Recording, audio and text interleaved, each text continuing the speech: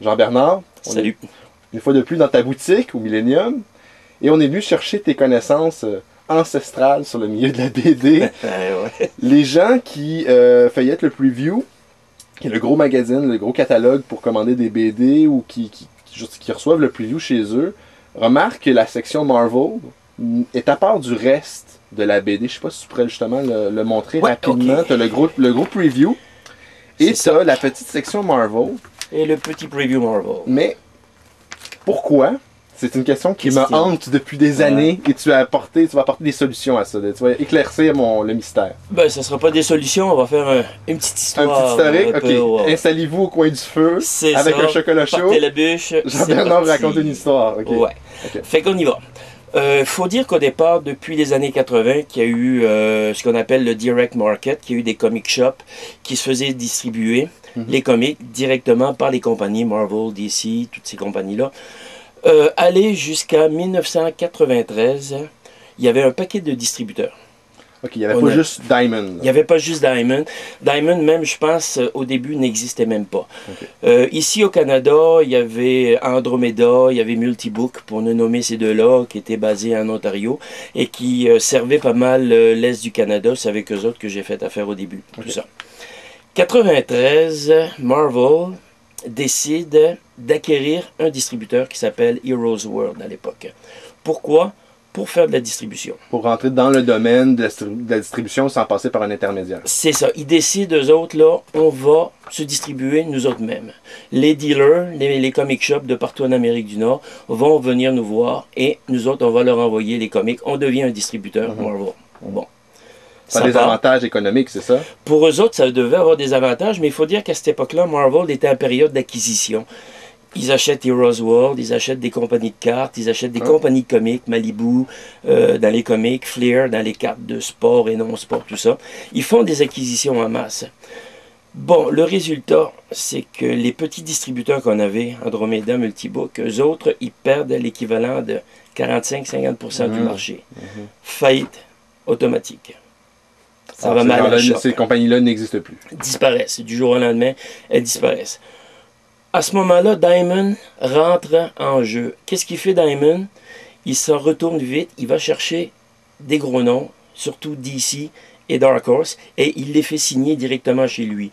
Autrement dit, on se retrouve avec un distributeur qui devient exclusif. Autrement dit, moi, en tant que client de ces distributeurs-là, j'ai Marvel d'un bord pour acheter mes comics Marvel, et j'ai Diamond pour acheter mes comics DC et mes comics Dark Horse. Ok. C'est que lui, en fait, quand il est allé chercher Diamond, pas Diamond, mais oui, Diamond est allé chercher l'autre partie du marché. C'est ça. Tout de suite, ils ont fait un truc, ils ont dit, on va resserrer nos liens, il faut que nous autres, vu qu'on n'a plus Marvel, il faut qu'on soit assez fort, on se tient. Une coalition. Une coalition. Okay. Fait que ça fonctionne de même. Bien entendu, toutes les petites compagnies, Images par après, puis les petites compagnies comme Fantagraphics, Drun & Quarterly, ont rallié Diamond Comics pour former ce qu'on connaît, le preview qu'on a là présentement. Okay. Pendant ce temps-là, Marvel, eux autres, a fait les acquisitions qu'ils ont faites. Faillite. 96, crash total. Il meurt, faillite technique. Okay. Fait que là, Heroes World prend le bord, tout le kit. Mais là, il faut se retrouver un système de distribution. Et comme Diamond est le principal distributeur, qu'est-ce que fait Marvel? Il cogne à la porte. Et on dit, on va se faire distribuer sur le catalogue Diamond. Ça fait qu'on revient à la base. On a éclairci le distributeur, mais on revient avec un distributeur unique qui distribue tout le monde. C'est le beau-frère qui vient cogner chez vous. Vous dites, je peux te coucher chez vous une couple de jours, là, j'ai plus ma chambre. C'est ça. Okay. Sauf que, petit problème, Diamond, en attendant, eux autres, ils s'étaient monté un système assez fort. Et dans ce système-là, ils avaient intégré un petit truc que Marvel n'avait pas l'air d'avoir lu, c'est qu'ils exigeaient des compagnies, toutes compagnies confondues, de mettre une date sur leur comic. Et si jamais il y avait un délai, la date n'était pas respectée, il y avait possibilité pour le marchand de pouvoir retourner la bande dessinée et se faire créditer. Se faire rembourser. On arrache la page couverture, on renvoie le comic. On renvoie le comic et on reçoit un crédit dans les factures qui suivent après. Un arrangement qui est intéressant. Ça, Marvel n'était pas trop au courant? Ben écoute, ça, je suis pas dans le secret des dieux. N'empêche qu'en Californie, chez Comic Experience, il y a un propriétaire de boutique, justement, de Comic Experience, qui s'appelle Brian Hibbs, qui est très connu dans le milieu de la bande dessinée, surtout aux États-Unis. Et il a toujours arraché avec le système Marvel. Il n'a jamais bien aimé ça.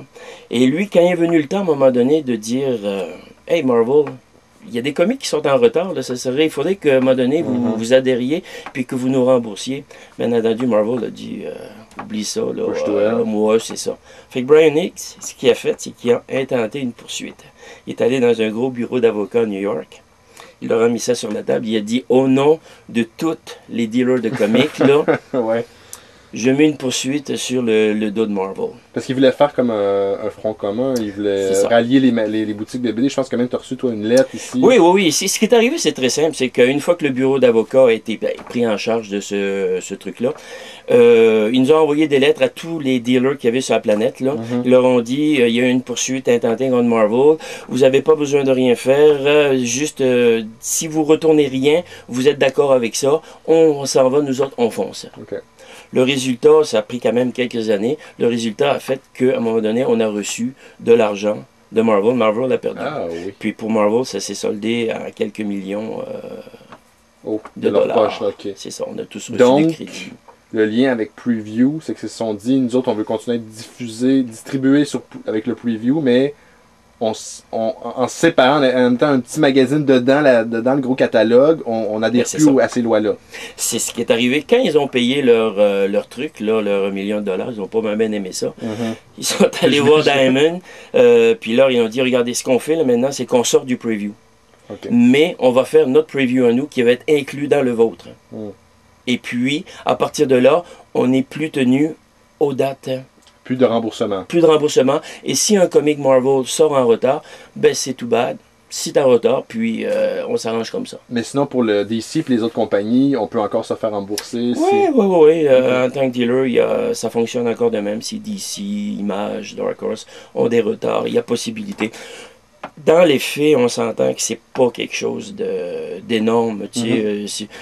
On est capable de vivre avec parce que le système, le direct market, comme la manière qui est faite, les comic shops sont habitués de vivre avec des restants d'inventaire, puis de vivre avec... Puis de les revendre aussi. Puis de les revendre. Ça fait que la majorité des comic shops, au lieu de déchirer une page, ils préfèrent le garder. Ils savent que dans quelques années, peut-être ça va être demandé, puis ils vont le revendre pareil. Fait que c'était pas une grosse affaire. Mais c'est ça l'histoire. Ben, parfait. Ta boutique, Jean-Bernard? L'adresse? 451 Marianne-Est. Merci beaucoup. Ça m'a fait plaisir. Make you move your body down to the ground. We got Poindexter on the violin, and Lewis and Gilbert will be joining in. We got Booger Press.